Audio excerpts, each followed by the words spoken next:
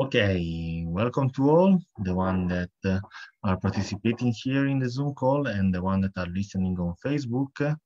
We are here with another initiative of the Climate Social Forum that's called Fostering Climate Dialogue Through Talanoa in Practice. This initiative has been led by Climate Social Forum into the framework of the Open Dialogue of Climate Change. Open Dialogue of Climate Change is a network that has been launched by youth activists, mainly belonging to Yango, in order to continue the dialogue on climate change and to let match experts, activists, decision makers, and so on in a relevant topic connected to climate change. So today we are going to start with the first of three Talanoa sessions, small Talanoa sessions. And now we will get into the concept of Talanoa, and we can understand what Talanoa will be. And the main topic of today is COVID-19 and community resilience. But before jumping into the discussion, I will introduce the Climate Social Forum and the Odcc initiative. So, Climate Social Forum has been born as to be a free and inclusive assembly on the goal to create a virtual agora where activists, citizens, and experts can propose their action and stimulate national and local administration to build an ecological future. We inspired to the Manifesto Climatico Latinoamericano that has been a participatory process that has led to a manifesto during the COP25. So the idea of the virtual agora has consisted into like a series of seminars together with experts, activists, and so on that could be joined online. We did a first edition of the Climate Social Forum in 2020, last December, and the mission and the sake of this virtual conference were to continue the dialogue on climate change, even though the COP negotiations were in a way stopped by the COVID. So you can know more about the Climate Social Forum and the Climate Action Path visiting our website. The Climate Action Path has been the tracks of our conference. So to create the virtual agora, we generally have based on some principles to create a safe and space where all can state their opinion. And basically, we can resume the principles that we use for the Climate Social Forum in three words: listen, generativity, and solution. Here you can see also the complete expression of each principle. And the very goal was to understand that beyond the crisis, beyond the challenges that both COVID, social crisis, and environmental crisis are facing the humanity, we are on the same boat. And only if we remain together, we can prevent the storm to happen. As I said before, Talanoa dialogue is one of the methodology that we want to propose, and today properly we will have a practical example of that. And the Talanoa dialogue is a traditional word that it's used in the Fiji Island and in Pacific to reflect an inclusive, participatory, and transparent dialogue process. It has been based into the international negotiation on climate change, but not only, in several processes that has involved the civil society and different multilateral stakeholders in order to decide about climate. It's based on three questions: where we are, where do we want to go, and how do we get there. Where we are basically is the current status, where do we want to go, the proposal and the goals of the future, and how do we get there, the methods and the strategy. Here in this slide, you can also find a way of mapping of the Talanoa dialogue inside the sociocracy principle. Sociocracy is another a methodology to lead group and collective decision. And here there is also a mapping of the principle of sociocracy into Talanoa. We will learn more about Talanoa because today we have also the chance and the honor to have an activist from the Fiji that can help us to understand a little bit better about that. So, as I said, during the Climate Social Forum, we divided the discussion into tracks. You can find all that in our website. It is climatesocialforum.org. And here a small video that, in a way, resumes our adventure of the last year. Just for today, I will show this video in this opening session in order to give some hints on what Climate Social Forum has been and what will be in the 2021 edition. Just to mention that we are organizing the next edition, and you are all invited to join, to contribute, and to make it happen. So I will share the video.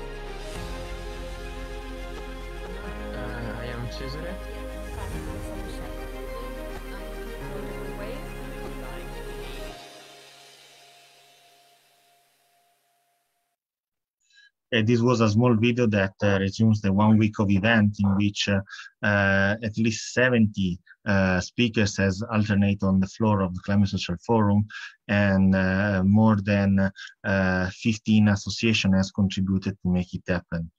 Now we are defining the final documents of the Climate Social Forum that we will share on our website, and also we will share with the participants of our events. So going ahead, we use a participatory process. I don't want to state so much on that, but basically this is also the process that we are going to use today. And you can find, yes, the output documents that I will mention before on our website soon. We create also communities and virtual spaces like on Facebook, on the main social media. You can find that also typing just Climate Social Forum. And you can join us also if you want to be volunteer, to be a group association that's supporting, to be a speaker, or eventually a sponsor. These are our channel. And you can find them. You can find the Climate Social Forum in several social media. YouTube, in which there are all the recordings of the previous session, Twitter, Slack, and Facebook, Instagram, and so on. So now I will stop my sharing screen. In the meanwhile, I will give the floor to Sevaloni, he's on the call, to tell us a little bit more about the Talanoa dialogue. So Sevaloni, very a pleasure to have you here. You're an activist from the Fiji, so glad to have you here. The floor is yours.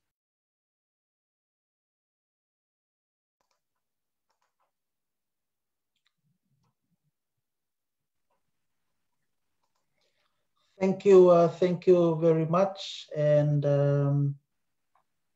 it's really an opportunity to join today, this evening.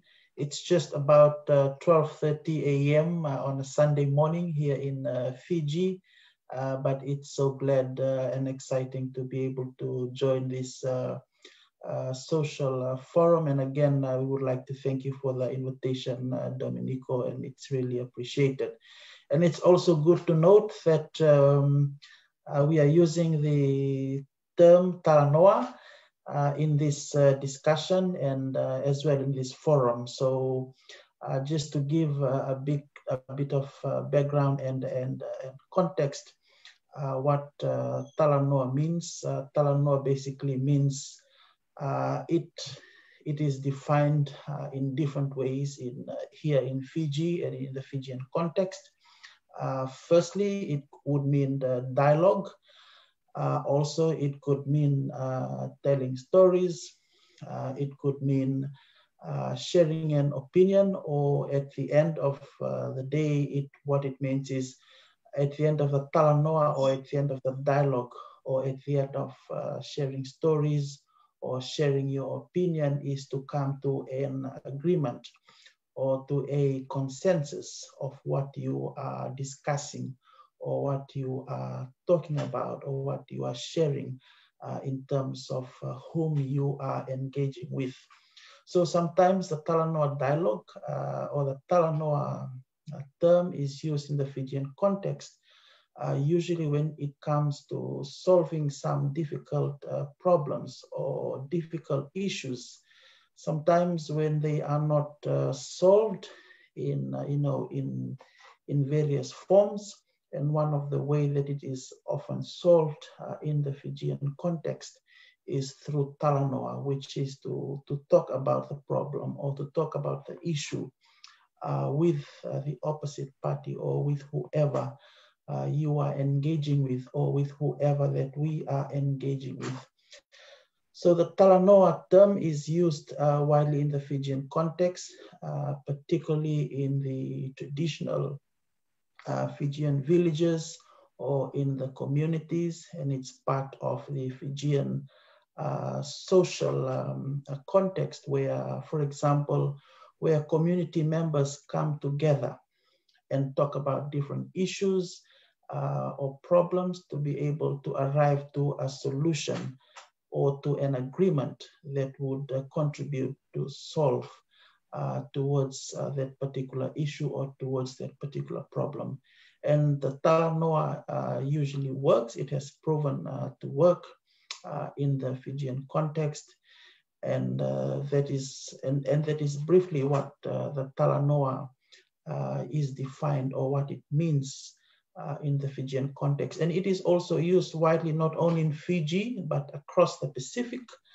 For example, in other Pacific Island countries, the same methodology is used, the Talanoa method, but it is often called and used differently in terms. For example, in Fiji, we use Talanoa.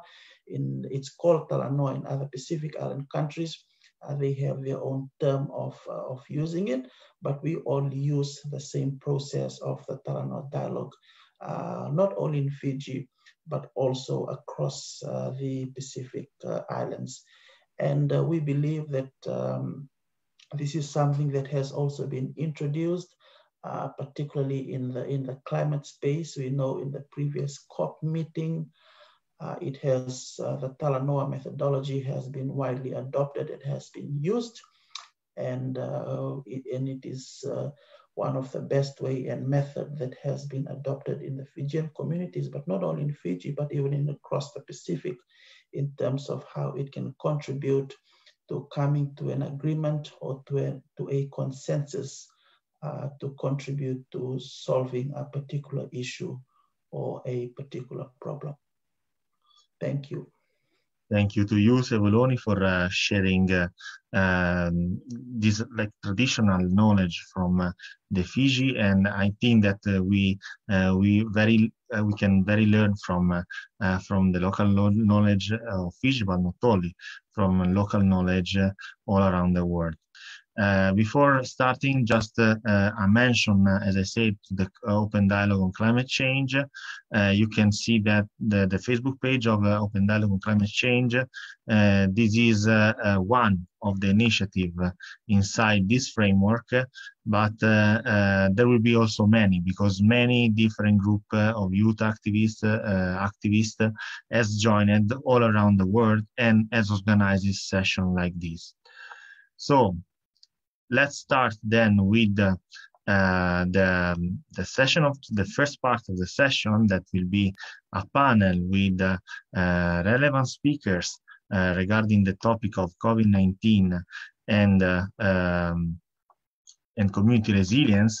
So we will have Olayinka Fakorede from the International Federation of Medical Students, Giulia Bosi, Italian Delegate for Health to G7 Youth Summit 2021, Edoardo Missoni from Salute Globale, Jeffrey Smith from EDSA WHO consultant, and Elsa Ferrario from SAE. So to start a first round of introduction and presentation to you, starting in the same order that I mentioned. So the floor is for Ola.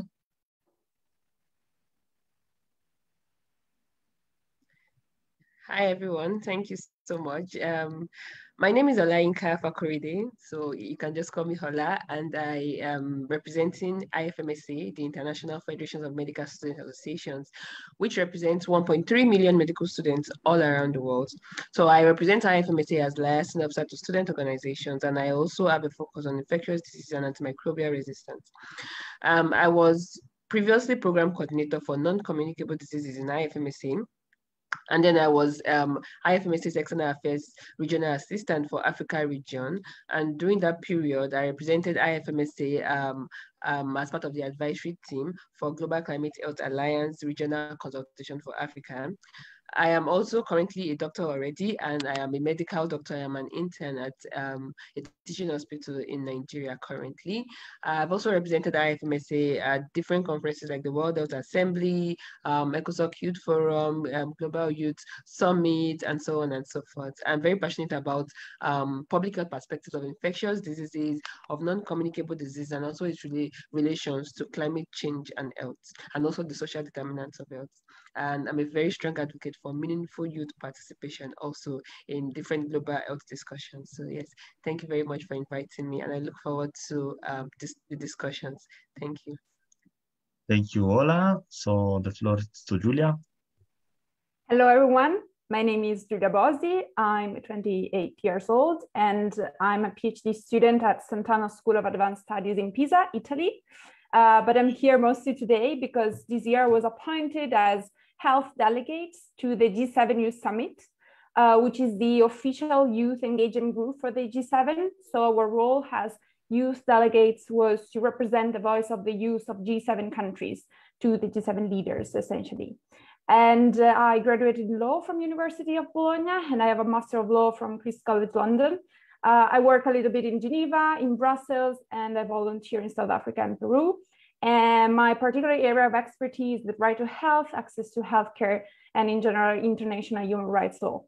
Thank you very much for inviting me, and I look forward to the discussion too. Thank you, Giulia. And now the floor to Edoardo Missoni. Yes, hi to everybody. I'm Edoardo Missoni, a medical doctor.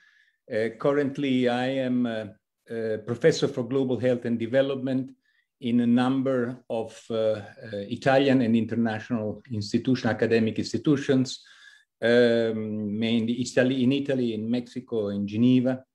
I belong, as it has been as I have been introduced, to an Italian association known as Salute Globale.it, So the name is also the address on the web. My experience starts as a medical doctor now many years ago in Nicaragua and Central America.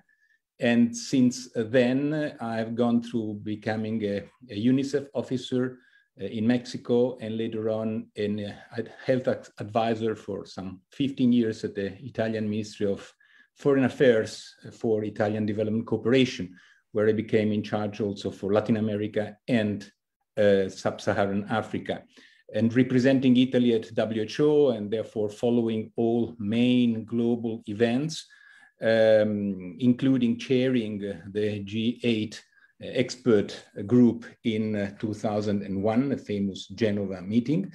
And since 2002, in teaching activities, as I mentioned it before, and then with a short parenthesis that I think is relevant today, as a Secretary General to the World Scouting, a World Organization of the Scout Movement, actually the largest youth organization in the world.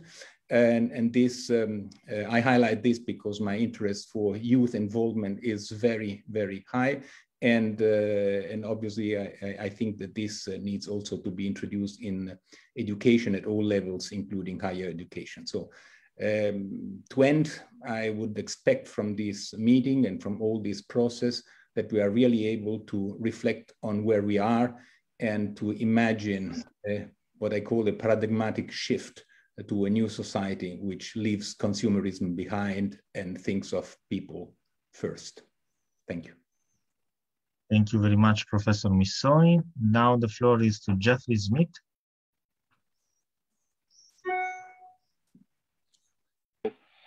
Hello? Hello, okay, we can hear you. Yes.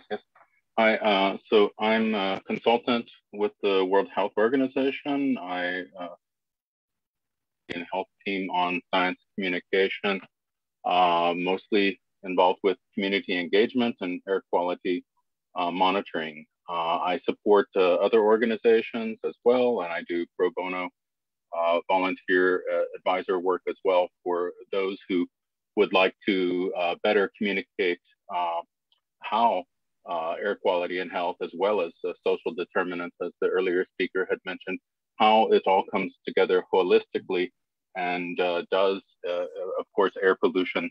Without air pollution, we would have far less climate risk. So I like to communicate with the communities about what they can do to speak to reduce the risk. Thank you. Thank you, Jeffrey.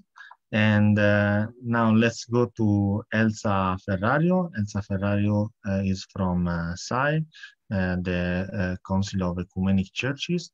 And with her presentation, Elsa will also present a statement from the Ecumenic Churches regarding properly the topic of health. So Elsa, the floor is yours to introduce yourself and to make your statement.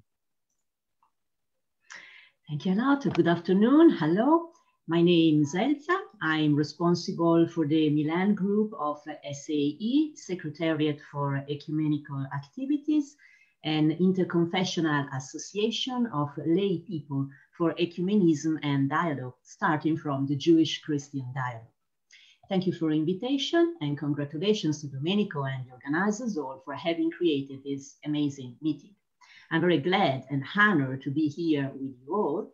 And I'd like to tell you about Taking Root in the New, an ecumenical document written last year in June 2020 in time of pandemic by a group of friends, citizens and Christians of different churches in Milan who wanted to imagine and plan for the post-pandemic. Several people, churches, associations in Italy and also from other countries have then signed the document. So the pandemic has clearly shown that we all live in the same house. The answer to this global health crisis and to this long-lasting colossal economic and ecological emergency must recognize our implicit interdependence. We want to envisage this as the kairos, the right moment in which to act and put to use our gifts of service for the communal good, playing our part cultivating the desire for rebirth, not the insidious call to go back to the previous insane normality. We have listed 5 central points for change, for a necessary conversion. The first, old and new kinds of poverty. The second, refugees, migrants, and citizenship. The third, healthcare. The fourth, environmental crisis, stewardship, and safeguarding of creation. The fifth, Europe. Each chapter presents an analysis, a commitment for the churches on the model of the Carta Ecumenica signed by the European churches in 2001, and requests to the political civil world. I would like to read you what the document says about poverty and health care. So, about old and new kinds of poverty. For many, the return to normality is simply impossible, because already precarious and difficult situations have become intolerable and even more unjust. We must remember the huge number of people who were already poor and the masses who are rapidly becoming poorer. In our country, but also in countries where the economy was already in dire straits, poverty has a global significance, also as a privation of rights and opportunities. Rebirth can be summed up in the principle, the poor first, wherever they are. Only a real and determined choice to be on the side of the poor can be a guarantee for change. We have to reckon with the dangerous poverty of education. There is a real risk that millions of minors in our country will remain invisible, above all where there are situations of fragility. It will be the younger generations who will pay the highest price of the coronavirus. Public debt at 135% of the GDP is a real insult for the intergenerational justice. The pandemic has also highlighted the gender imbalance in our society. And during the lockdown, the cases of violence towards women increased. Now it is necessary to prevent them from suffering dire consequences in terms of jobs, salaries, social protection. It is necessary to overturn a paradigm that does not take into account the area of care as a fundamental ground on which to rethink human and social relationships.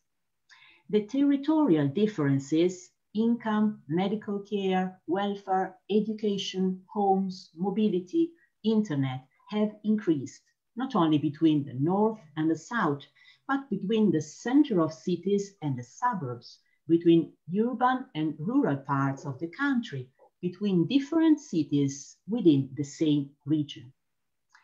Christian churches want to recognize and support the urgent need to reject poverty. In other words, the struggle against injustice, beginning from the use of their own resources. Each time in the Lord's Prayer we say, "Your kingdom come, your will be done," we remember that we are all brothers and sisters. Creating together a diaconia, a faith-based social service for the struggle against poverty, could be the best ecumenical commitment in the immediate future. Our constitution is based on the connection between democracy and work.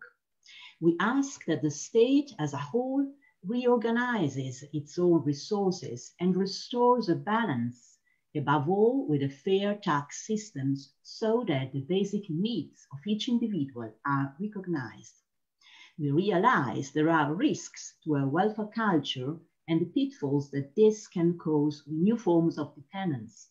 Therefore, it is necessary that the program against poverty has at its aim a reorganization both of work and working hours, profoundly affecting the scourge of injustice, also of gender. We demand that there is investment in state education as a means of promoting self-fulfillment, eradicating inequality, and of valuing differences. And now about healthcare. The transformation of a patient into a customer has been a cultural tragedy, and as we have seen, also a social one. Healthcare, above all with the key incentives to private medical treatment, has increasingly protected the interest of the few rather than the cure of everybody's physical and psychic needs. In recent years, we have seen the advancement of ambiguous situations, the decision to free huge resources to create excellent structures, healthcare facilities where avant-garde surgery and treatment are carried out. At the same time, there has been a reduction in medical care at a local level, where healthcare is less profitable, but certainly not less important for the welfare of the population. Often, general practitioners have been underrated and humiliated, as the COVID-19 crisis has shown. Avant-garde and local healthcare must find together a healthy equilibrium and not be in competition. The right to healthcare is sanctioned in our Constitution, and healing and caring are also at the heart of the gospel. At this critical time, our churches have seen the importance of pastoral care for the sick and elderly. Having realized during the lockdown how essential it is to discover new forms of being a community, we can no longer turn a blind eye to the loneliness of those who cannot take part in our church services. We have to practice also in the future new forms of inclusion. In view of this, we call for a serious reorganization of economic resources to provide renewed energy for our public health service. If in this task we see a clear need to defend citizens, it's obvious that significant economic resources will have to be transferred from military to civil enterprises, from the production and purchase of sophisticated and extremely expensive armaments to medical aid. It is necessary also to review the assistance given to the elderly. The model of the care homes for the elderly has proved to be inadequate and has failed to shelter them satisfactorily.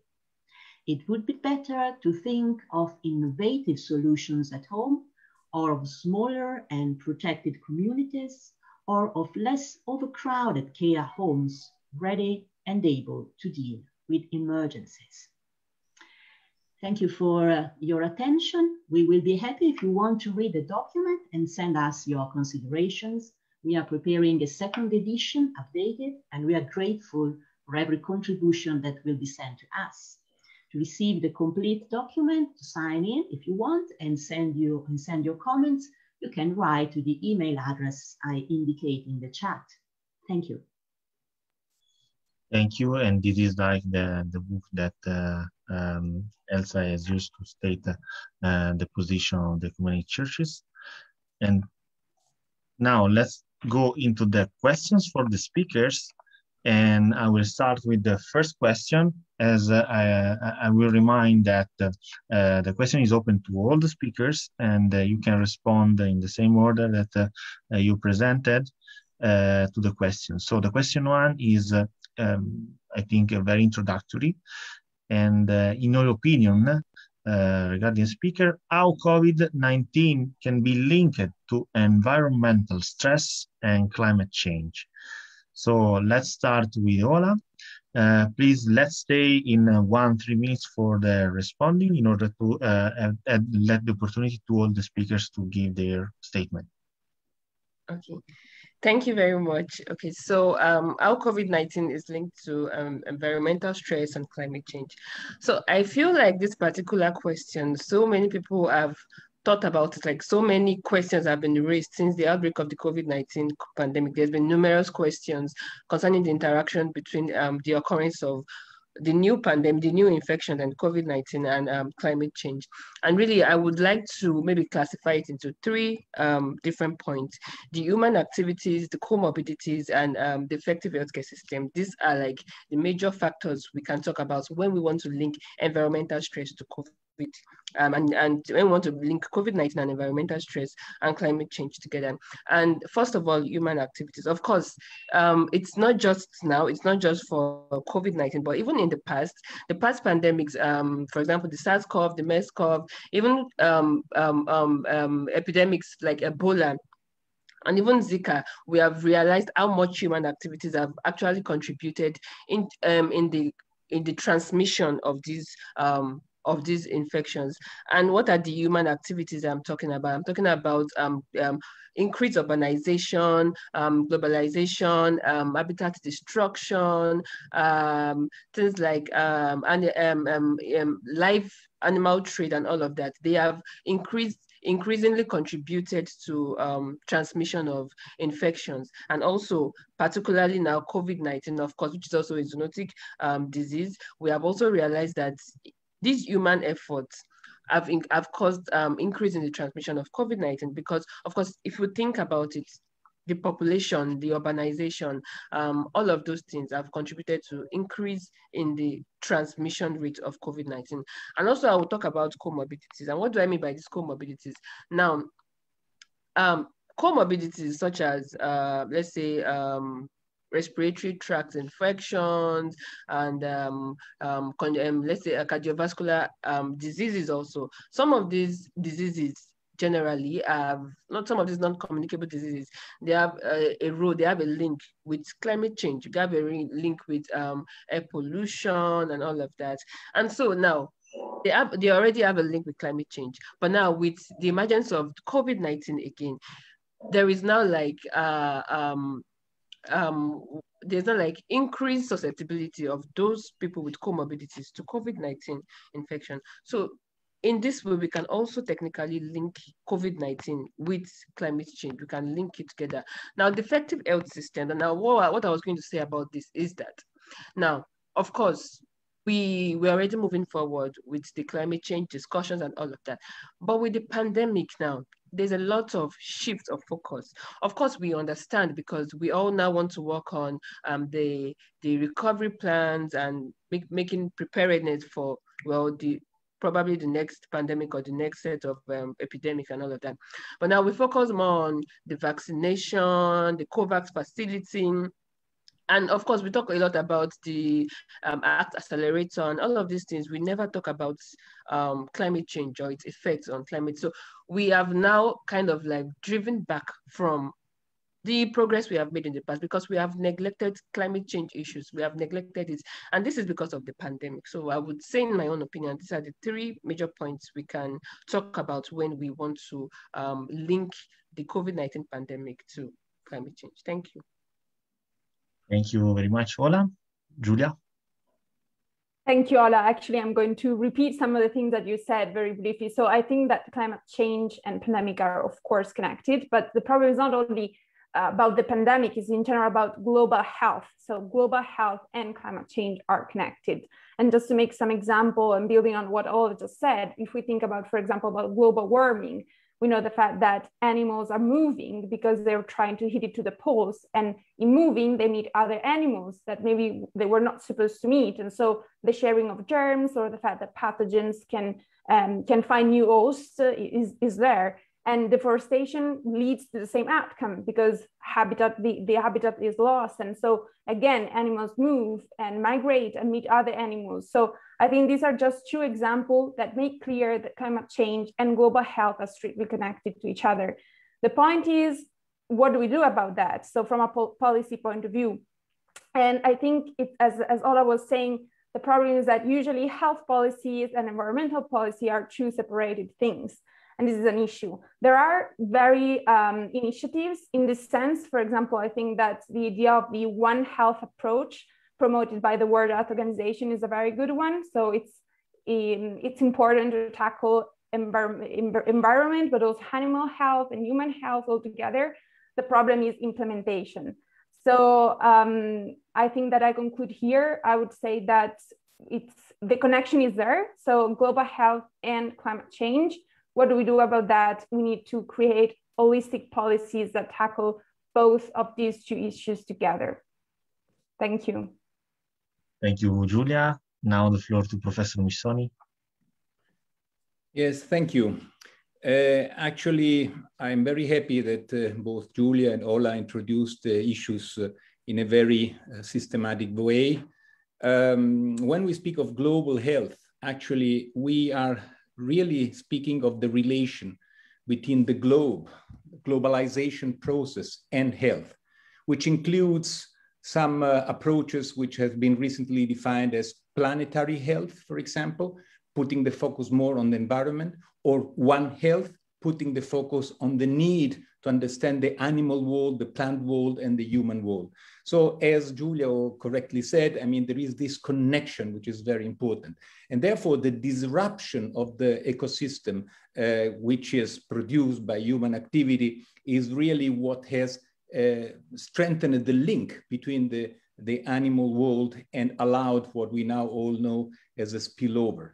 It's not a wonder that most of the pandemics, and COVID is a good example, are zoonoses, so link really the human activity to the animal health. And I would like to add something which is a little bit mysterious now, but we cannot avoid to include it. As a possible origin of this pandemic, also another human activity, which is the human activity which happens in the laboratories. I'm not saying that the virus, I mean, we don't have information actually about the origin, including the WHO said it is very improbable. But what humans do in labs, by including entering in the intimacy of nature through, for example, working on viruses or working on the DNA, is something that should still open up an ethical window that we should keep in mind. Because there we are really engaging with nature. So I would say all the areas where human activity, where humans engage with nature without respecting nature, without having this deep respect for Mother Nature, there is where the risk comes and pandemics may originate. So, I mean, an ethical approach is also very important when we want to go forward, but we do not understand that progress, technological progress, biotechnological progress cannot be disconnected from respect to nature. Let me conclude with a quotation from an ancient French writer, Rabelais: "Science sans conscience n'est que la ruine de l'âme." That science without awareness is only the ruin of the soul. In other words, of the human spirit. Thank you very much, Professor Missoni, for this insightful also citation that I very appreciated. Now the floor is to Jeffrey Smith.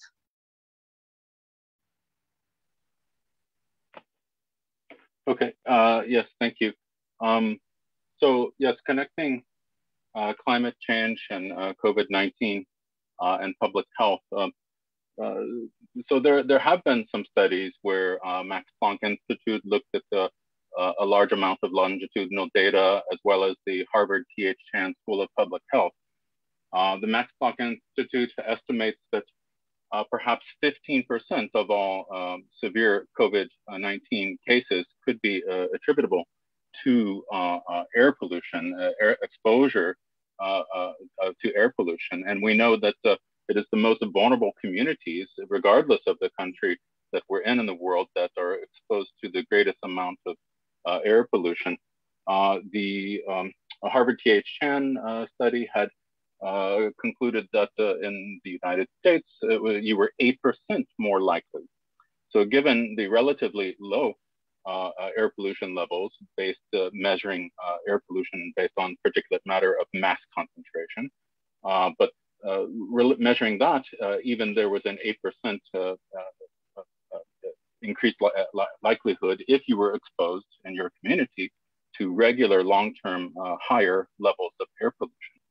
And so I think a lot of us, we know that already, and the other speakers have spoken about that, but what is happening there? Why do we have, what is that association? So there's a hypothesis that it's believed it has to do with oxidative stress. And I want to mention this because one of my mentors, Professor Dr. Lydia Moras, Technical University in Australia, has written about this extensively. And so we know that exposure to air pollution will cause oxidative stress to the organs and to our blood vessels in the body, but also corticosteroids that are a result of stress cause oxidative stress. Diabetes, people with diabetes suffer from oxidative stress. Many of these things that I'm mentioning now are comorbidities related to that. So hypertension or high blood pressure also causes oxidative stress. So people who don't have access to a good, healthy diet, who don't have access to good public health care, these people are more likely also to have oxidative stress. And because we do not give them the choices that they need to have to live healthier lives, to live in a healthy urban environment in their cities or communities, they are unable to have as much as they need. So we do, it is, as the earlier speaker who introduced the topic mentioned, that it does have a lot to do with we're leaving people behind. And when we leave people behind in this manner, we can see that, well, that affects us all. And so we can't leave people behind. And so the other part, if I have opportunity later, I don't know how much time I have left now, but I like to talk about those choices from a policy and governance point of view later, if I could. And another question, or I don't know. Thank Domenico, you. you can tell me, yeah, if I'll have a chance, or I can keep talking. You have 1 minute, but if you want to reserve time for the next. Okay, in that 1 minute, then I'd like to say that, so many of us in climate and air pollution and public health, oftentimes we place the burden on individuals, that hey, what can we do? And we have choices and we need to make clean and healthy choices. And, you know, but actually our choices of energy, our choices of materials, our choices of processes, these choices are given, they're foisted on us by governments who regulate corporations who provide those choices to us. And so we have to demand, and I strongly encourage people to do it at the community and city level, demand that their policymakers at the community and city level give them these choices that would be healthier. There is no sustainability without health, as many have said before me.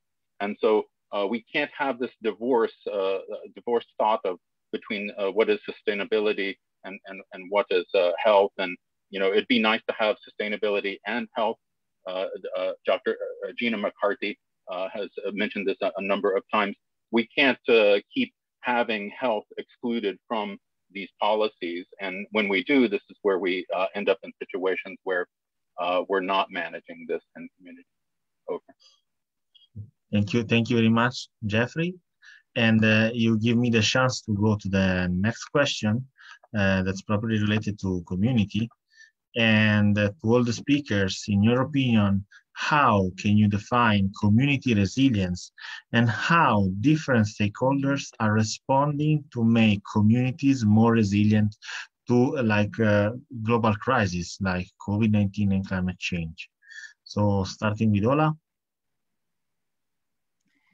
Thank you very much. So in my opinion now, to define community resilience, it's the ability of a community to actually recognize its assets and use the assets to strengthen public health systems and healthcare systems generally. Now, what do I mean by this? The community is powerful in so many ways. So community resilience is now the ability of the community to be able to recognize its powers, its assets, and now use it to be able to strengthen public health system. And of course, this is through the help of the government also. And by doing this, it improves the community's physical, behavioral, and social health, ability to be able to withstand and adapt to any form of emergencies that comes the way. So this is what I think community resilience is. And now, how different stakeholders are responding to make communities more resilient? Well, I would say if we talk about stakeholders in the sense of the national government, the federal government, we can say yes, a lot of governments have been putting a lot of plans into place now because of course, the COVID-19 pandemic, and how some of them have been doing this. I feel like they have now recognized, I think COVID-19 pandemic has now reviewed the deficiencies, has now reviewed how weak the health systems are. It has reviewed how far away we are still from achieving universal health coverage. So now community resilience is a very smart plan, actually, to be able to include the community and ensure that some specific things are put in place, such that, because at the end of the day, when we have epidemics and pandemics and all of these things, from the community, if the community is not strengthened enough, and this is where the problem will begin to escalate from, because of course we know that in the cities there's accessibility to basically whatever you need, but from now, community resilience, it now depends on how strengthened the community also is, how strengthened even the rural areas also are. So okay, I also feel like a lot of countries are beginning to implement some investments recovery approaches also. For example, I know that in my country, to strengthen more of community resilience, the government, of course, it's not a sustainable approach, but the government was giving more of like relief materials for COVID-19, for the pandemic generally. So these are some of the ways I feel like the government, the government as a stakeholder, has been working on community resilience, and also generally strengthening health systems, and also things like digitalization, and also accelerating transition of to a carbon neutral economy. I think these are also brilliant ideas they can also put in place. So yes, thank you very much. Thank you, Ola. Julia?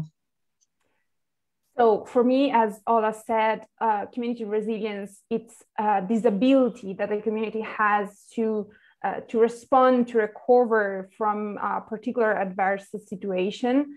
And the reason why I think that the COVID-19 pandemic in particular was particularly affecting community resilience is that it affected the social capital, which is the relationship between the people, because a lot of events that make a community, such as funeral, weddings, or sports event or conferences, we didn't have the possibility to do them. We didn't have the possibility to meet our family. So in a way, I think that this pandemic really made clear how much community resilience is important, but also how much this social capital part of the community resilience is. Having said that, and talking now about stakeholders, I think I want to talk about a stakeholder that usually in climate dialogues is the bad guy, which are the businesses. And I want to talk about them and how they cope with the COVID-19 pandemics, because I think that we can learn a lot in terms of resilience also from businesses. And in particular, I'm talking about what happened in Italy, but also in other countries. We saw fashion industries transform their production and producing masks. We saw car companies started to produce ventilators. We saw fitness trainers trying to build new apps and deliver this training to people at home. We saw the tourist industry try to create virtual tours to attract people in the future. So I think that this ability of the businesses to adapt, and we have to keep in mind that adaptation is a fundamental feature of community resilience, this ability of the companies, of the businesses to adapt to the situation was fundamental. And at the end of the day, I think that we can really learn a lot. In their case, it's also an economic necessity that make them do what they do.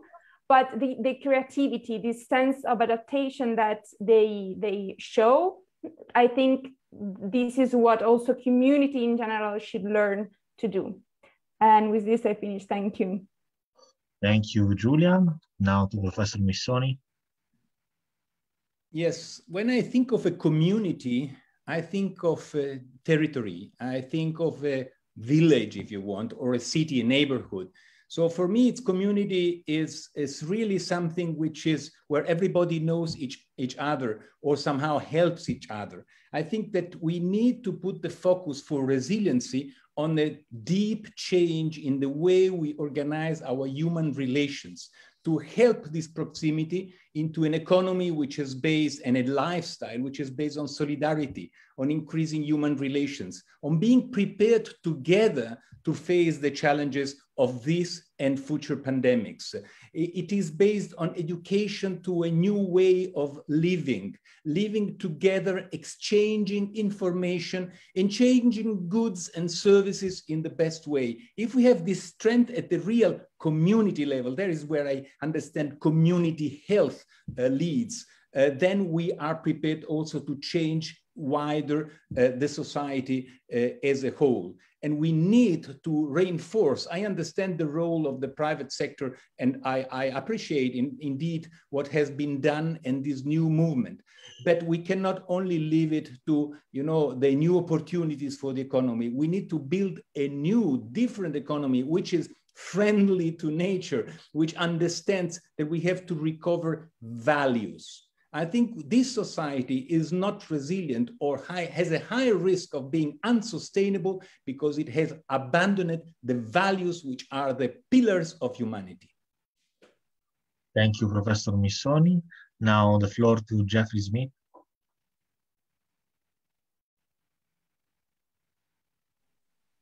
Okay, sorry about that. Yes, so in community resilience and how we can engage communities in this, you know, it's, I agree that as I mentioned earlier, that engaging our city managers and community leaders when it comes to our choices of energy, our choices of materials, and the choices of processes and chemicals that are available to us. This has to be done in an active manner and engaging. And there are many examples of this. I was involved years before joining WHO as a consultant in teaching communities. A lot of people don't realize, but there are 3 billion people on the planet who cook their meals, or at least one meal a day is cooked by burning biomass. And they don't have a choice of clean energy. And the young mothers and the young children are oftentimes exposed to extremely unhealthy levels of air pollution. They are the ones who are dying of pneumonia due to many viruses or other causes. And we would take air quality monitors and just show particle counts and get permission of the panchayat in India, the community leaders, to show this. And we could not tell them, use clean energy. That's ridiculous, right? They have to burn cow dung or biomass and debris that they can collect. So, but we would say, if you cook outdoors instead of indoors, your child is exposed to 60, 70% less particulate matter. We were able to show that to them. But then when we start telling stories and we empower those communities to tell those stories of why they have this choice of energy and what the health effects that they and others are facing, and they can tell that in video, we can share that globally, and then others, city managers, those who are involved, state level, national level, oftentimes policy is very slow to move. So this is why I say engage communities and carry this message up. More recently, during the pandemic, at my daughter's own school and then many other friends, I showed them that there are a dozen different companies. I'm not trying to sell anything, but CO2 indoor air quality monitors could be used to understand the relative risk due to the rebreathed fraction of air indoors. We all know now that much of the exposure that has to, and the risk associated with this, is our inhalation risk of airborne aerosols that we're sharing air indoors if we are in two enclosed spaces. And so these monitors were being placed in schools mostly throughout Europe and some in the Americas, and also though in India and South Asia. And they've been able to see, and even elementary students are able to understand and see that when more people are occupying a room and a window or door isn't open, or if a window or door can't be opened because there's too much air pollution outside, they understand that, okay, we're now letting in unhealthy air, but we also can't keep sharing and rebreathing each other's air indoors because we're slowly increasing our risks of inhaling a virus or some other contagion that may be accumulating over time in the air indoors. And so this was even young elementary children. And so the success stories there is that there are schools in Belgium, not due to my efforts, but I did share with the individuals who also shared and shared the story on. But in Belgium, they're planning on having CO2 monitors in highly occupied buildings. At my daughter's school next year in the elementary school, they will have CO2 sensors available so that people can see. But there are other ways to communicate that. But when people are able to see the air, whether it's particle pollution or CO2, they're able to act and they're able to recognize that this invisible threat that is affecting and potentially affecting their health and risk is involved there. And when we also then reduce air pollution and give people cleaner choices and explain why through these types of stories, right? And they can tell these stories within their communities in short little videos. When they start doing that, and I'm involved with groups that tell these stories through video as well. But when we start doing that, then people understand the reason why we need to do it and how it affects our lives and their lives in a day-to-day manner. And I can continue going on. I never know how much time I have left. You have finished your time for this question. Okay. So let's go to the last question for this session. Then we will run on the Talanoa breakouts. And so we'll couple in a way question 3 and question 4 for the ones that had received. So how in your opinion the governments, organizations are working toward ensuring the community members to adapt to COVID, or to ensure that the community is resilient in such situation? And how do you think we do we have to cohabit with COVID-19 for a long period? So your vision on how we have to cope also with COVID-19 in future. So starting with Hola. Thank you very much once again. So concerning this topic now, how I feel like the government, or now talking about generally in our government and also, let's say, international organizations like WHO, how I feel like they are working towards ensuring community members adapt to COVID-19 better. First of all, I would say infodemic management. I would say there's been a lot of course, infodemic, there was a lot of misinformation about COVID-19 and vaccination and all of that. And so I appreciate the fact that there was a lot of effort put into infodemic management about transmission and all of that. So I appreciate that, and I feel like, in my opinion, this is one of the most important ways that I feel like government have actually put in place to make community members adapt to COVID-19 better, because by giving them the information they require in the language that they understand, I feel like it helps them even helps their mental health to be able to adapt to the stress of COVID-19 and know that, of course, it's not, there's so much of rumors going around, but then by the time they get credible information from sources like the government, then they are much more encouraged. I also feel like a lot of government from different countries are definitely trying to ensure vaccine equity.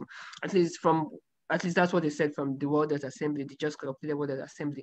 So of course we know that there's still a lot of imbalance when it comes to vaccination, and I don't want to dive into that now, but a lot of imbalance when it comes to that vaccination issue, because of course we have prioritized vaccination at the moment, but then we should also realize that there's a thing called herd immunity, and we'll just keep moving backward if we don't improve the rate of vaccination. So vaccine equity, personally, I feel like a lot of from the data, from everything around, I've just come to understand that a lot of government are actually doing so much when it comes to vaccination and vaccine equity.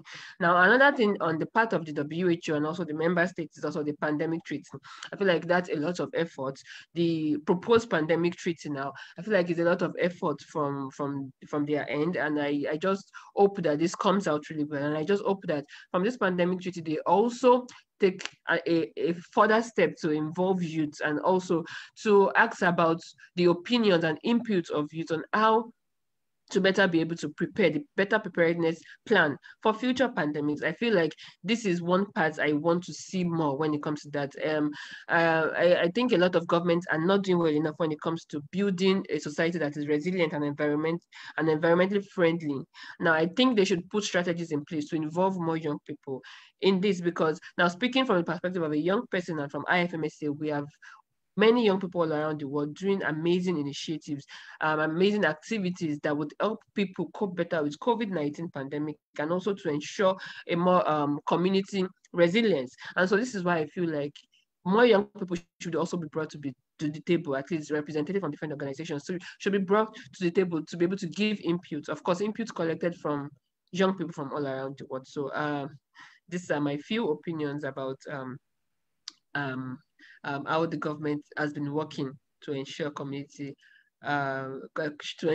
resilience, and also what I think we can do better.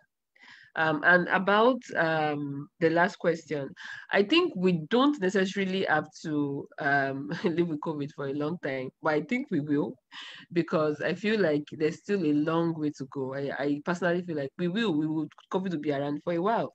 I just feel like there's a long way to go. And I think the best approach, and which is being put in place now, is the vaccination, of course, yes. But I just feel like there's still a lot of issues with vaccine equity. And like I said, herd immunity, if we don't achieve that, we will keep going backwards. So I think we still have a long way to go. And I think COVID-19 is still going to be around for a while. So we just have to learn how to cope with it, at least until we can definitely make so much progress. Yes, thank you. Thank you, Ola. Julia, the floor is yours. Yeah, regarding government and community resilience, I think that there were very positive actions. So, for example, the creation of helplines for psychological support. I think that was great. And I think this is really part of community resilience, like, so taking care also of the mental health of the population. On the other hand, I know that there were some community resilience initiatives that had some issues in their implementation because of the government's bureaucracy or lack of funding. So as always, there's no black or white answers.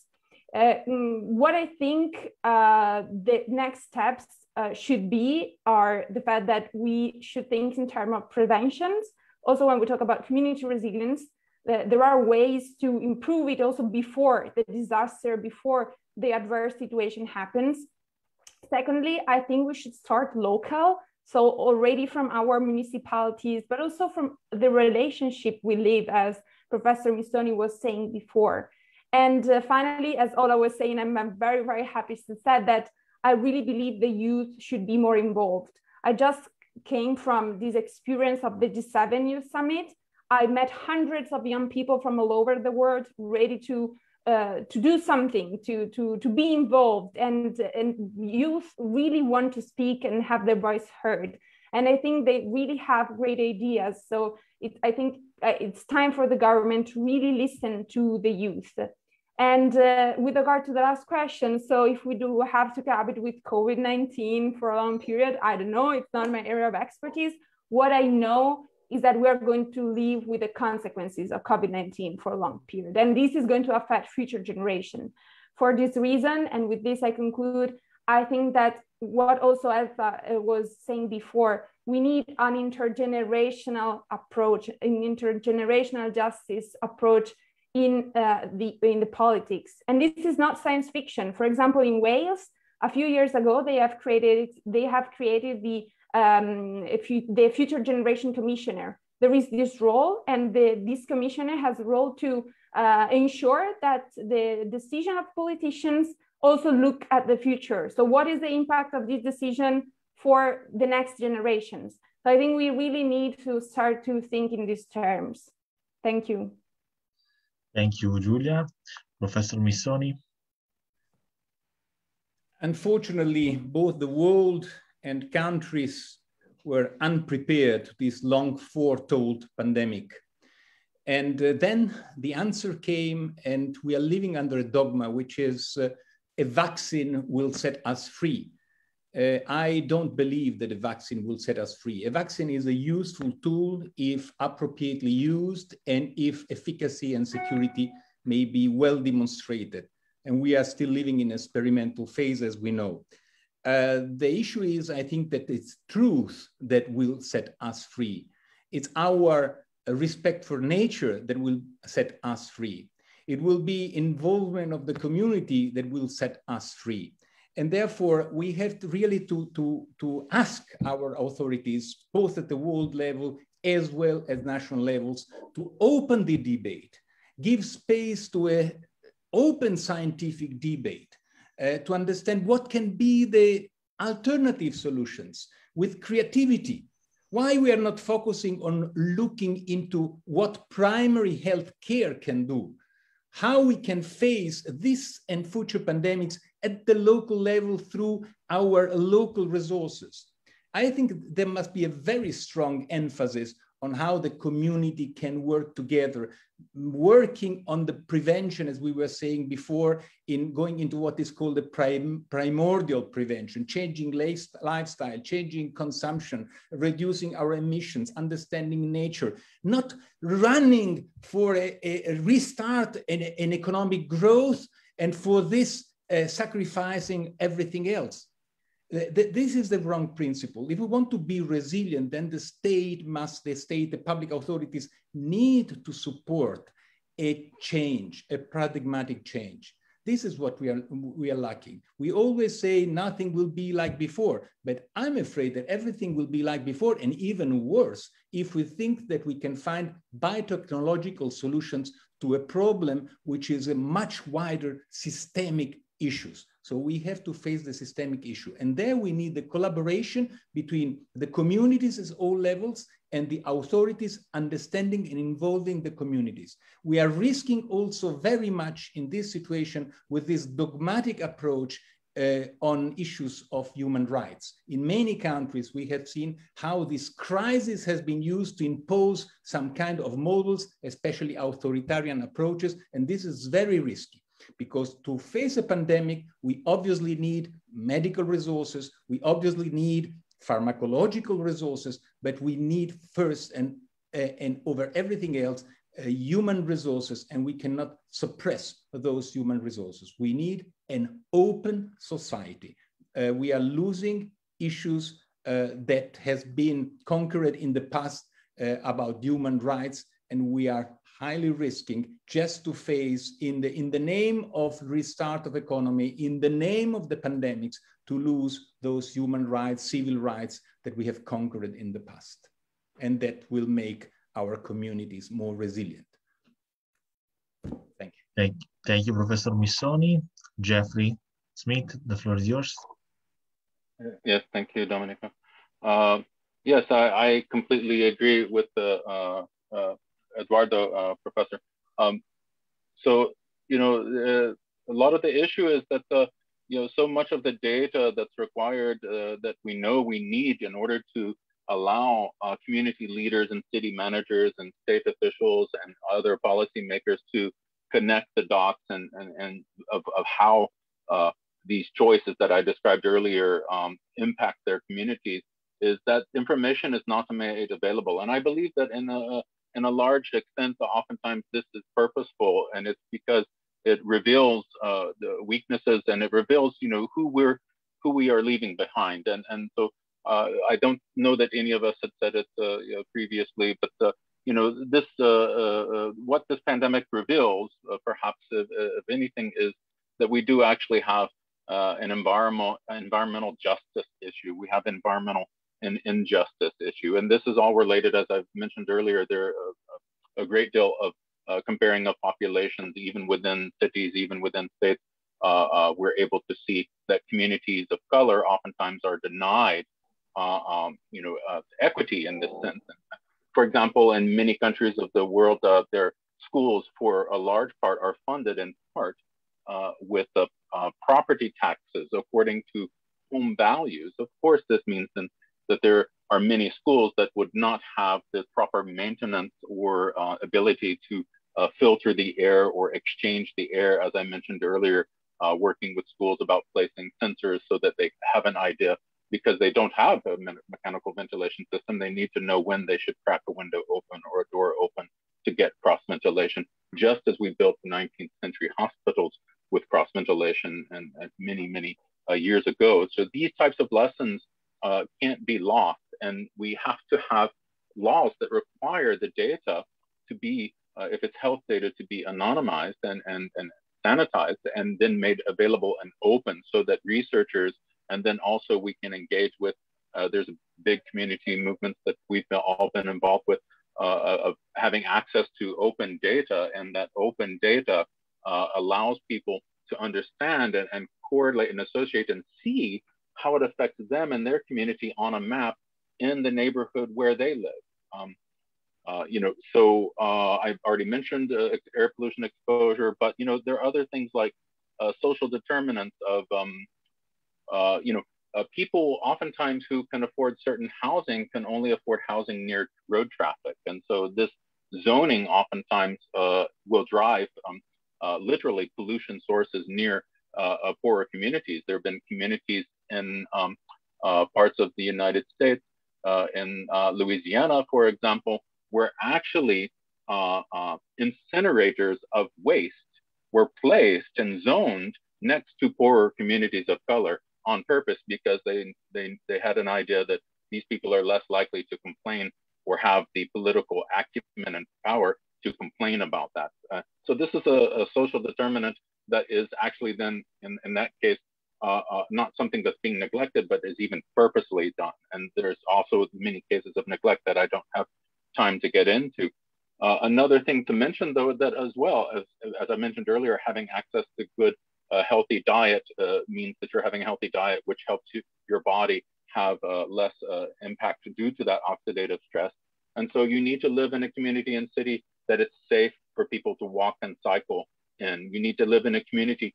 For example, there are parts, and this is by state, there are many cities where the zoning officials of the city managers, do not require that certain grocery stores or food stores or pharmacies, apotecas, chemists are located in the communities where people need them. So then, again, this is another form of people not having access to a healthy food.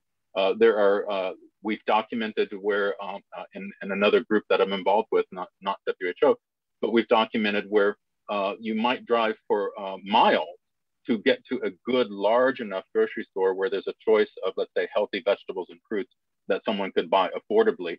But in the wealthier postal codes, many more of those stores are available. You can't go 2 kilometers in any direction without running into one of those stores. This is another form of environmental injustice that occurs, and people are, so holistically, all of these things have to come in together, and it has to do with our policies. And people talk about, well, policies, regulation, and this is causing economic growth problems. The opposite is true. When we bring in regulation to ensure that choices of food are clean, that farming methods are clean and sustainable and healthy, that our energy choices are healthy and sustainable, when this is all available, then it actually requires innovation and businesses to stand up and meet those needs and change the materials, the chemicals, and energy that's used, and to transition us to this greater circular economy that we were hopeful for. Thank you. Thank you, Jeffrey, and thank you to all the speakers. We have finished the set of questions for them, but we have a few time before the breakouts. If one of the participants or more of the participants want to ask something or want to say something, there is another contribution. Just to mention that we have listened to different also voices and different also stakeholders, we can say, of the process, as typical in the Talanoa dialogue. And after that, we will run to discuss in group. But before that, if there are questions, you can type into the chat or eventually raise your hand and speak out.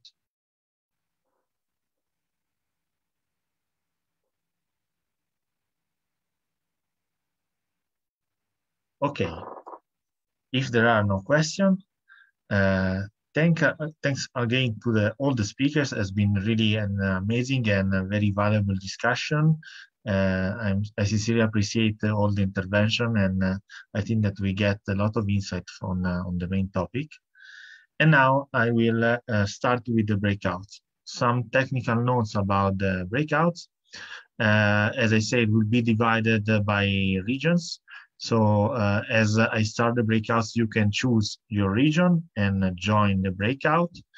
There will be the regional moderator that will share into the chat the document for the regional breakout for session 1. For these first 50 minutes, just respond to the question 1, so of the Talanoa, that's where we are. So to assess the current status regarding COVID pandemic and community resilience. Of course, discussion is very fostered and appreciated. I just say, but I think that there is not so much necessity. Try to conduct a discussion where everyone can express his or her opinion, and in a way that each one can be included. So now I will start the breakout. And another thing, if you are alone in your breakout, just go back into the main room, tell me, and I will send you to another breakout.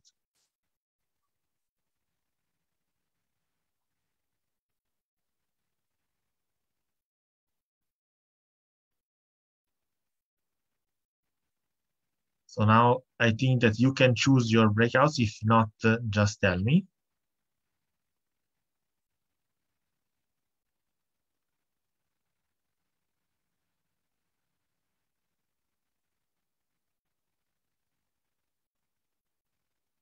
Of course, the speakers are invited to join if they want, but of course, they are also free to do that.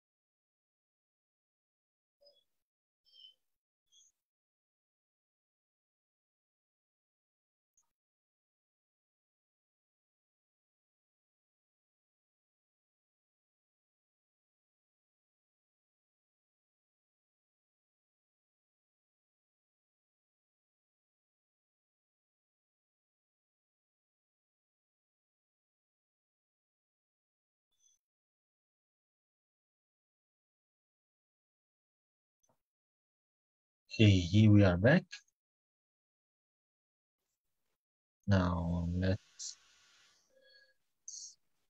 as we are back, just the time to set up the goal of the next round. That is where we want to go, but let's wait the friends from Asia. I was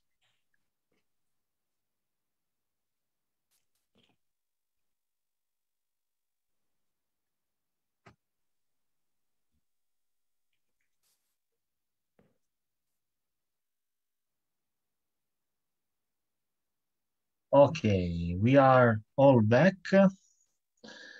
So let's go with the second round, and we have to respond to the second question of the Talanoa.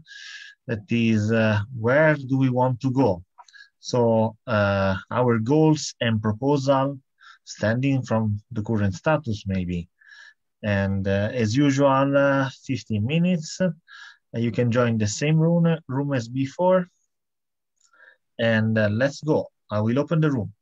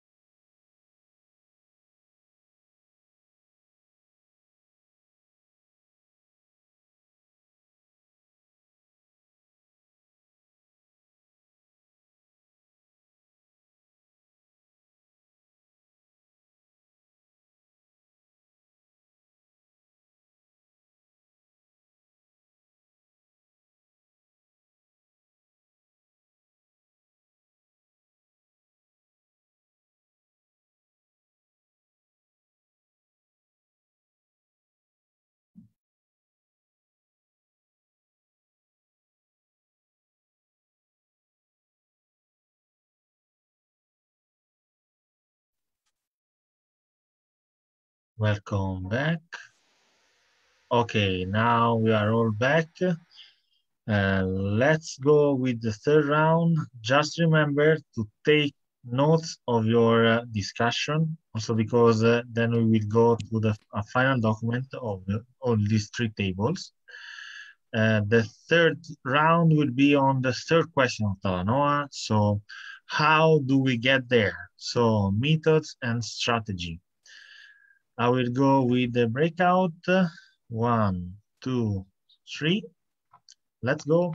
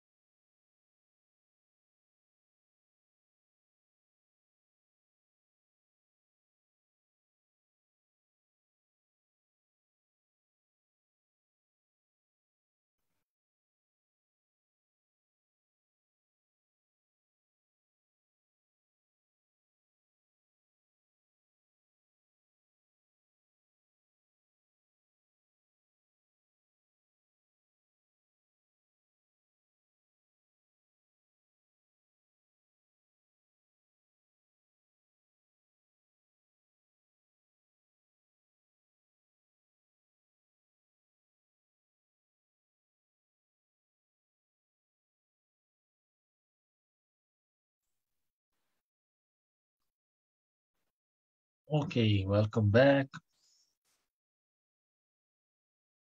Let's wait also the others. All us back. Hi. Okay, I think that we are all back.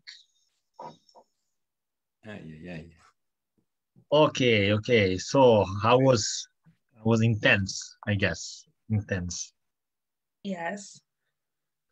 Okay.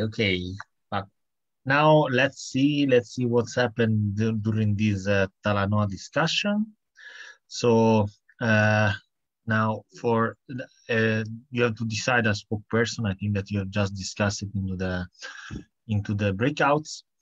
Let's start with the African region breakouts.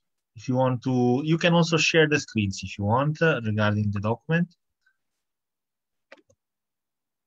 Okay, let me share my screen.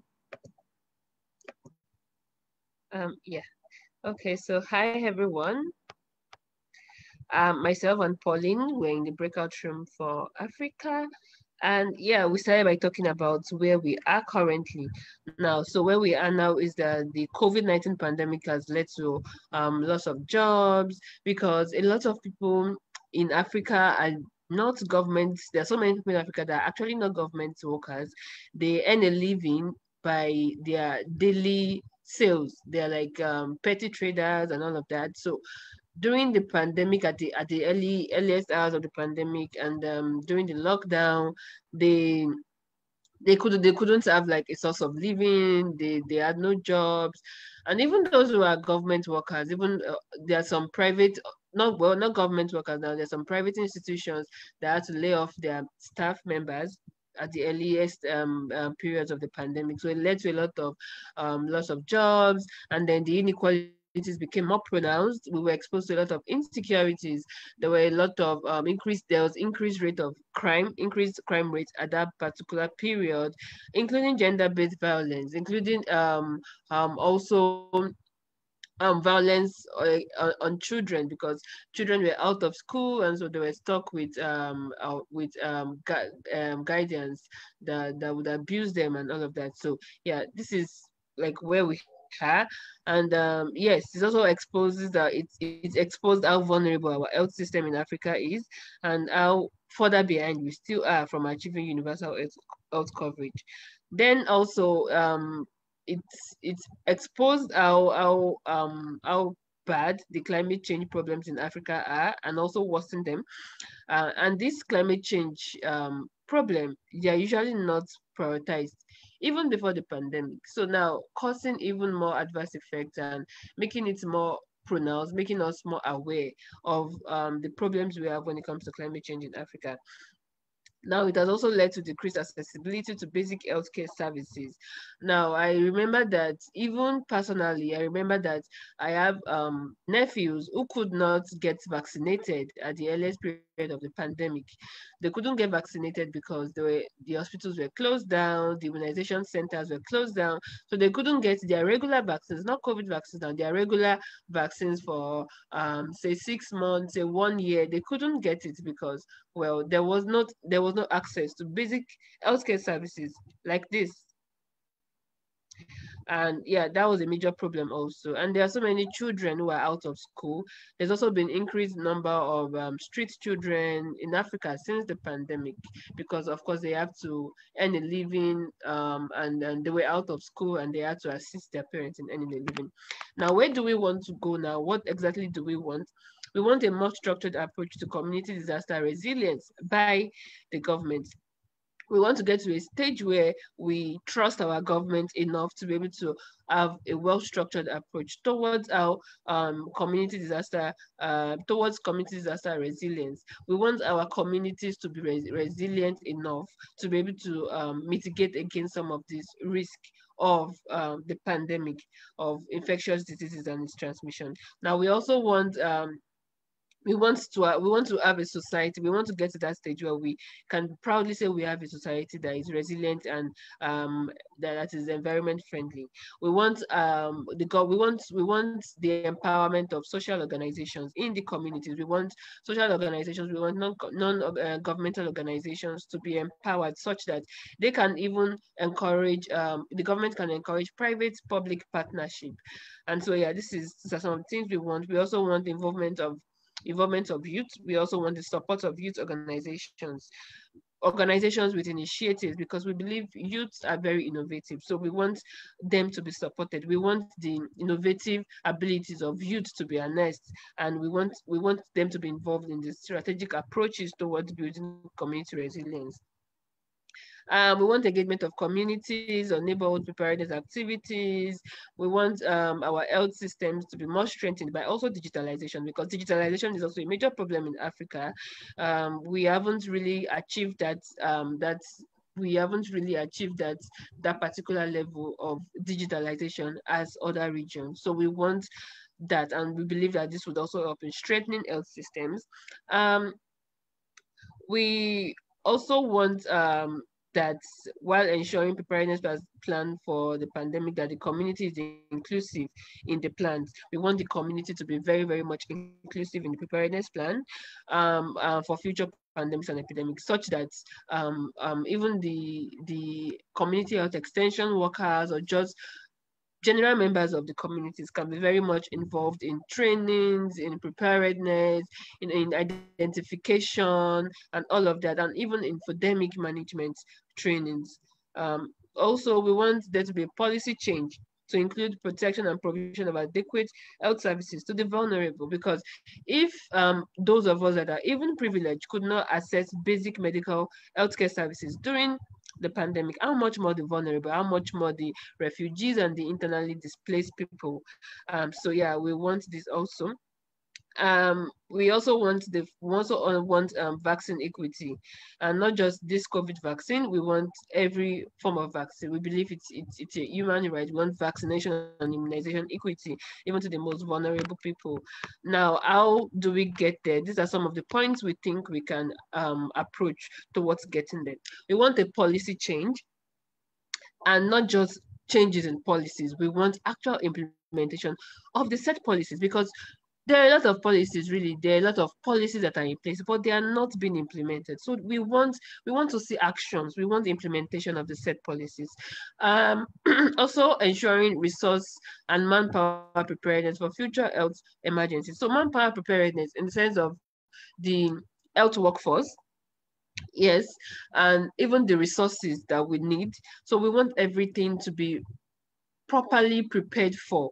Like we want our health workforce to be strengthened, because in a lot of African countries there's a lot of brain drain. I can say specifically for Nigeria, there has been studies that have carried out that almost every month at least 500 doctors leave Nigeria to the UK and the US, because they are looking for they're looking for a healthcare system that actually cares about the health workforce. Now, so we want that the health workforce are better prepared and cared for in the appropriate way. We want their mental health to also be made a priority. Now, active involvement of youth and contribution, and not just for tokenism. We want youth to be actively involved in all of these plans that we have been talking about, because we do not just want, because we are involved for personal reasons. We are, well, of course, yes, for professional reasons, but it's also personal, because we would be at the receiving end. We would be the ones to bear the brunt of whatever decisions that are made now by the leaders. So why not involve us? Because of course the future would definitely, we would be around for probably the next pandemic.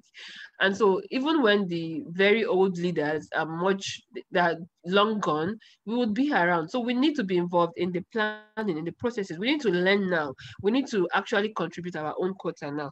Then timely information dissemination and effective risk management and communication. So we think this is very important to prevent infodemic and also ensure infodemic management. Also, we want a proper, my time is almost off, okay. Yeah. Preparedness, response, recovery plans, Also, the last thing I think is very important to mention is also intersectoral collaboration. Every sector should be involved, and then research. There's just a little, not so much research done in Africa compared to other regions now. So we want more research into infectious diseases and community resilience also. So yeah, I think this is where I will stop. Thank you so much, and sorry for taking so much time. No, no worries. Thank you very much. You did an amazing job. Congratulations. Maybe let's also save the time for some question. If someone want to ask something to the presenter, congratulations for your work, because has been very complete and also detailed. I don't know if someone want to, I don't know, ask something to the presenters. Okay, if no, let's pass to Asia. Who's gonna be the spokesperson for Asia?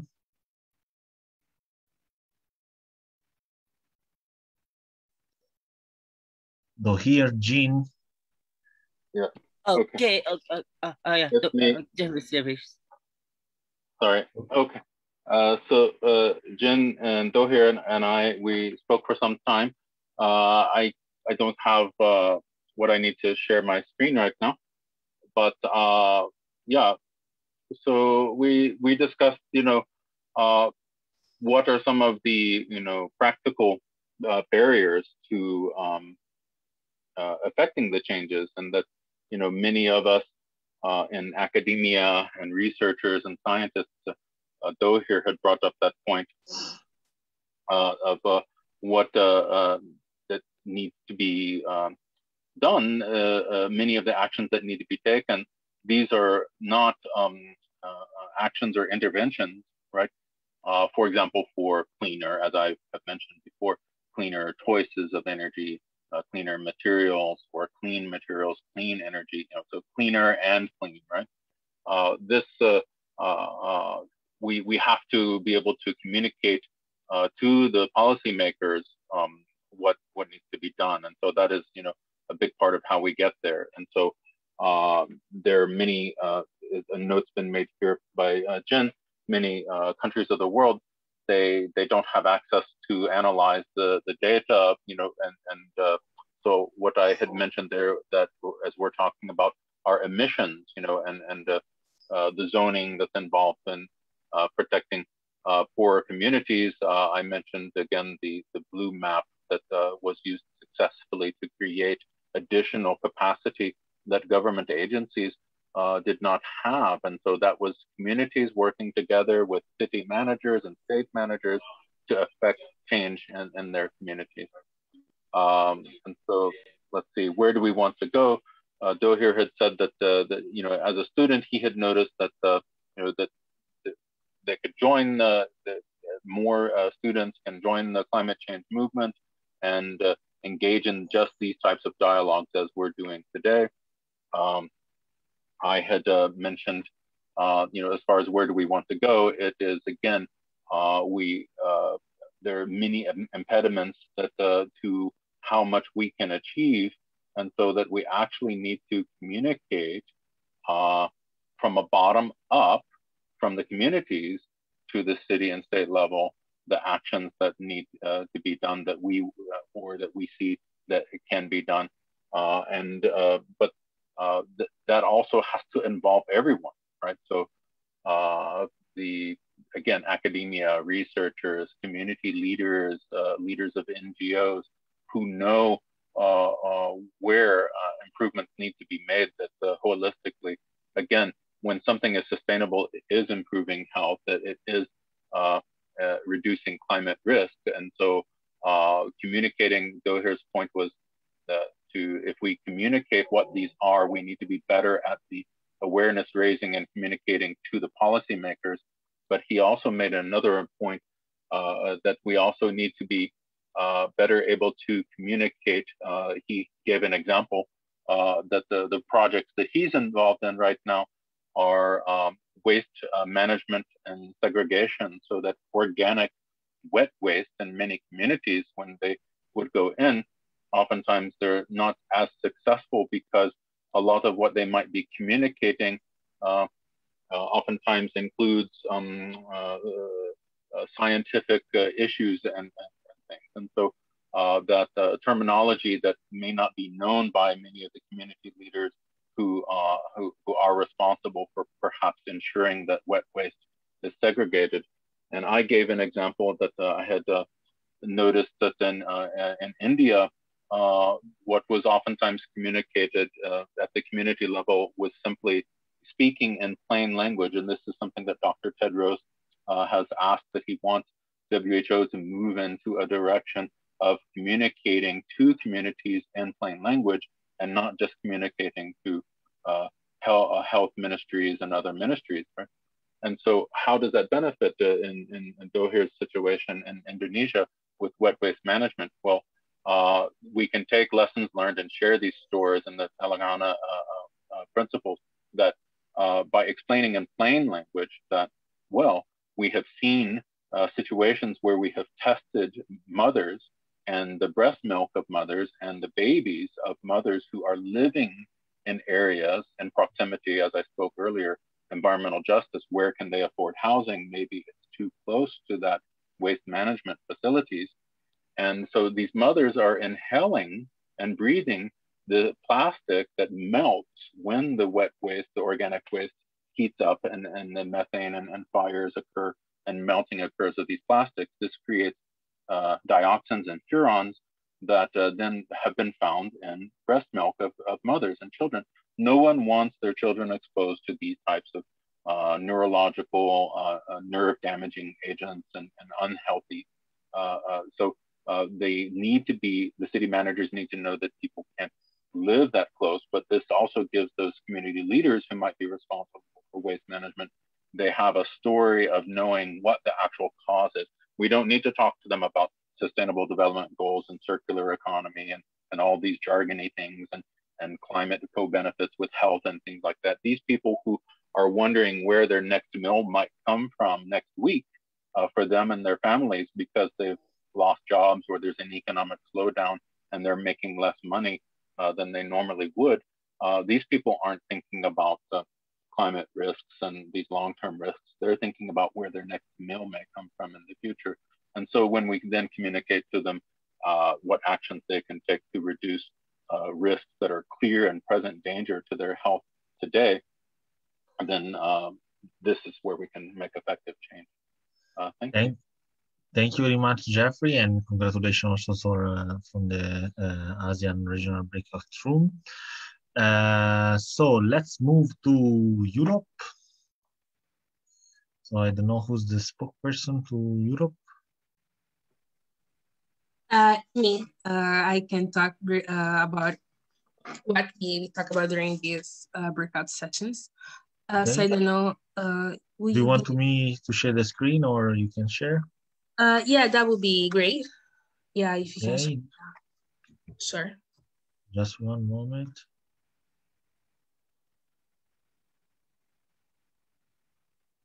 Okay, here we are. You can go. Okay, can I start? Okay.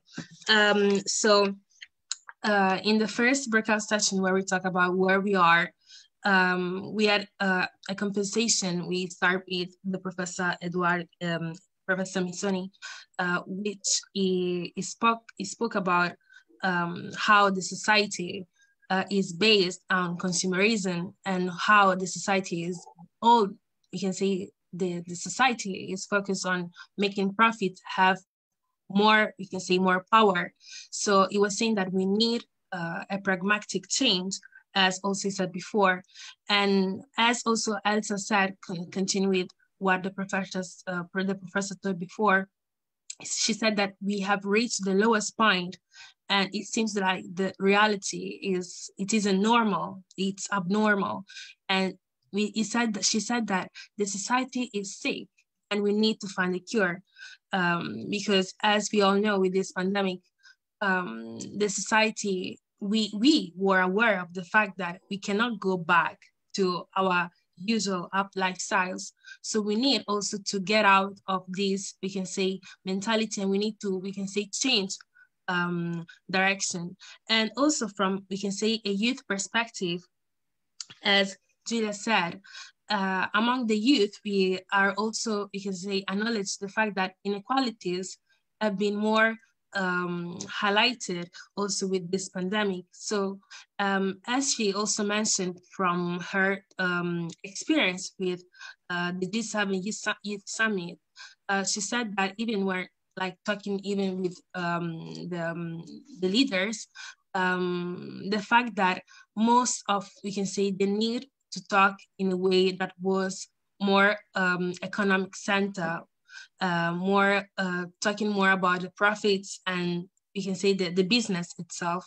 And so she was saying that we need to, we can say, to focus more on how people are or people well-being in the society rather than this economic central view.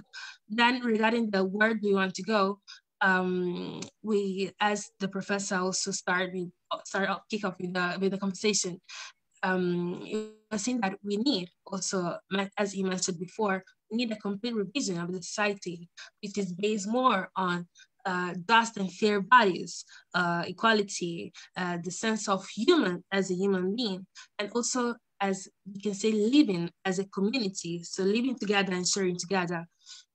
And also another point that we cover up was to empower local communities so that we can value how we can say the relationship between the local communities within the local change, for example, compared to, we can say, to a multinational where it's completely different. So empowering local communities can help in also as well with the relationship in society, and also promoting a society where people have the means to understand the need for a more sustainable future. And how do you get there? Value the role of the public institution as a regulator, also in the international organizations. Value education, so changing also the educational system to promote more equity and advocacy also among the youth. And as we also said in Italian, get to people's stomachs and trying to change the focus on more just and fair values. Thank you very much, and congratulations also on the Europe group. Congratulations to all. It's been really an amazing session, and a lot of outputs has come the final session.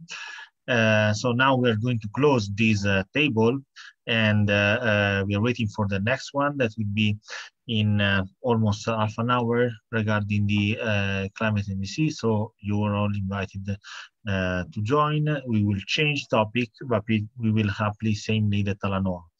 Just to mention that all the outputs of these three tables will be gathered and will constitute the final document of this experience that will be sent to the Odcc team.